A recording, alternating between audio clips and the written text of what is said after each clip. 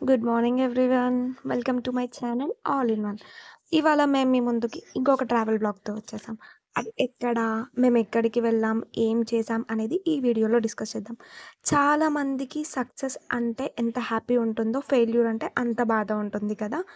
కానీ మనం ఇవాళ డిస్కస్ చేసే ప్లేస్ గురించి చూస్తే, ఆ ప్లేస్‌కి వెళ్తే మనకసలు ఫెయిల్యూర్ అనేదే ఉండదు అంట.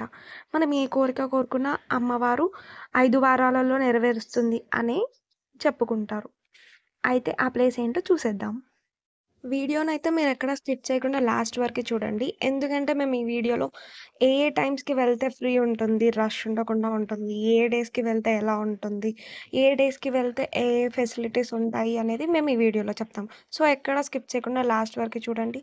And don't forget to subscribe my channel. ఆ ప్లేస్ ఎక్కడో కాదండి. హైదరాబాద్‌లోని ఫలక్నామా కాళీమాత టెంపుల్. మేమైతే 9:00కి స్టార్ట్ అయ్యాం. ట్రాఫిక్ వల్ల మేము వెళ్ళే వరకు 11 అయింది. బ్రిడ్జ్ దగ్గరే మమ్మల్ని ఆపేశారు. ఎందుకు అంటే చాలా రష్ ఉంది. సండే వెళ్ళాం మేమైతే. మీరు మాత్రం సండేస్ అండ్ అమావాస్య రోజు ప్రిఫర్ చేయకండి. ఎందుకంటే ఎర్లీ మార్నింగ్ 4 నుంచే చాలా పెద్ద రష్ ఉంటుంది.